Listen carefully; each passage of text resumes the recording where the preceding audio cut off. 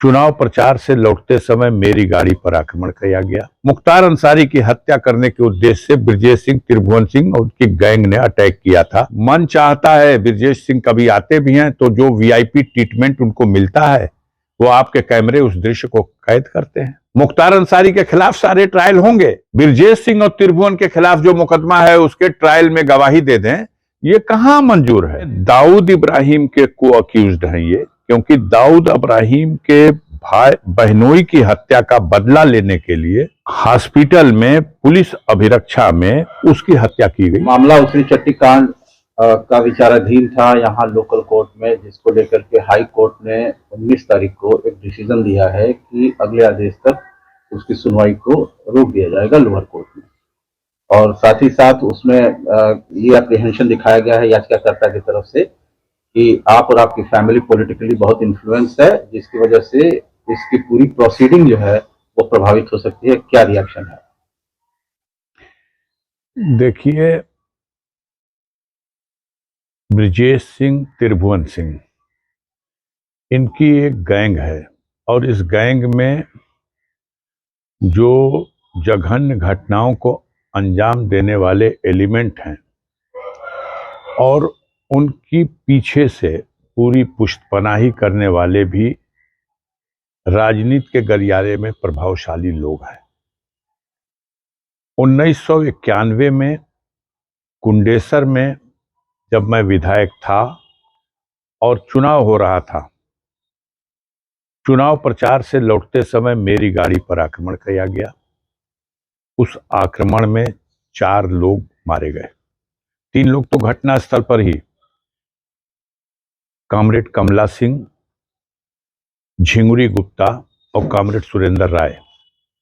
बाद में एक और रिटायर प्रिंसिपल कॉमरेड रामेश्वर राय, जिनकी आंख में गोली लगी थी, उनकी भी बाद में मृत्यु हो गई। इस घटना में सेना के रिटायर कैप्टन जगन्नाथ सिंह घायल हुए। अब कितना दुर्भाग्यपूर्ण है कि 1991 की इस घटना में चूंकि अभियुक्त गण फरार थे, 24 साल तक ब्रजेश सिंह कानून से भागे रहे, न्यायालय से पैरोल मिला था और भाग लिए और कानून को धोखा देकर के लगातार अपराध करते रहे।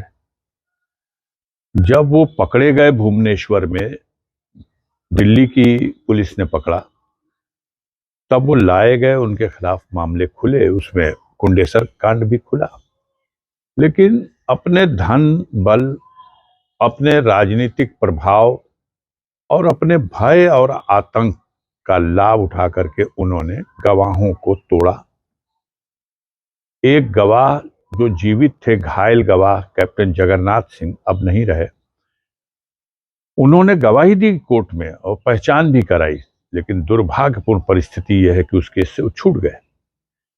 और उसी केस से नहीं, उनके खिलाफ 50 से अधिक मामले न सिर्फ उत्तर प्रदेश में बल्कि बिहार में, झारखंड में, महाराष्ट्र में, हिंदुस्तान के विभिन्न प्रांतों में, और अब तक सारे मुकदमों में अपने जुगाड़ से वो बचते रहे हैं। यहां तक कि महाराष्ट्र का वो जे हॉस्पिटल हत्याकांड, जिसमें दाऊद इब्राहिम के को अक्यूज्ड हैं ये, क्योंकि दाऊद इब्राहिम के भाई बहनोई की हत्या का बदला लेने के लिए हॉस्पिटल में पुलिस अभिरक्षा में जो घायल था आरोपी राकेश हल्दालकर, उसकी हत्या की गई। इनके सह अभियुक्त सुभाष ठाकुर की फांसी की सजा हुई, जो बाद में सुप्रीम कोर्ट ने उसको आजीवन कारावास टिल डेथ में परिवर्तित किया। वो आज भी जेल में है।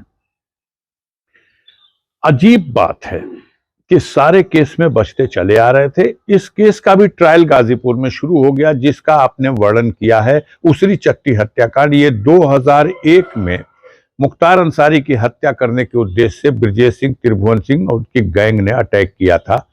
उसरी यहां से 5 किलोमीटर दूर मऊ को जाने वाले रास्ते पर एक छोटी सी चट्टी है, गांव है।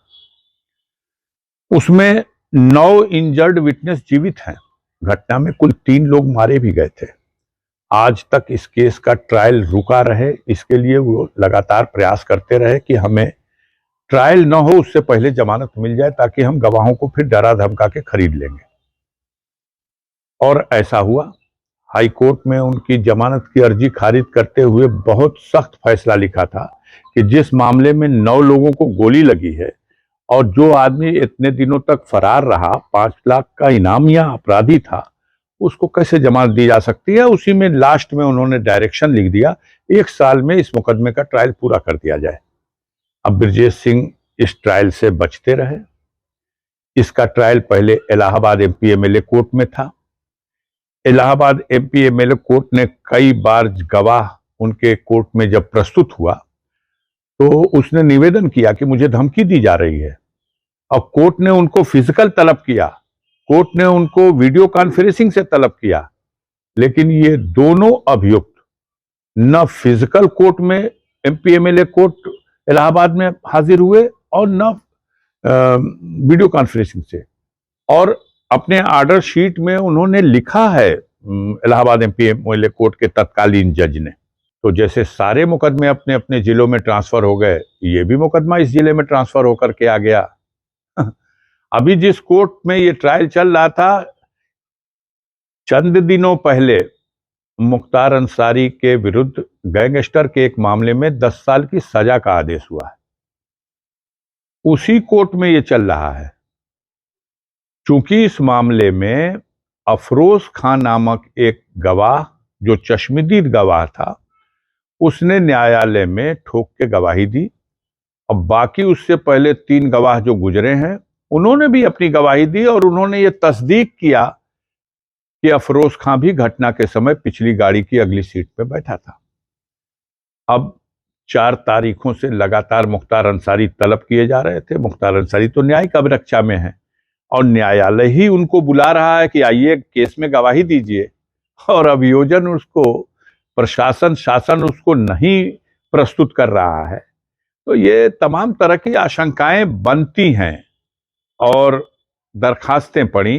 कोर्ट ने आदेश भी किए, इसलिए आदेश किए कि माननीय सर्वोच्च न्यायालय ने, माननीय उच्च न्यायालय ने अनेकों बार कहा कि मामले का जो भी चेयरपर्सन है, उनके मामलों का शीघ्र निस्तारण हो, ट्रायल हो।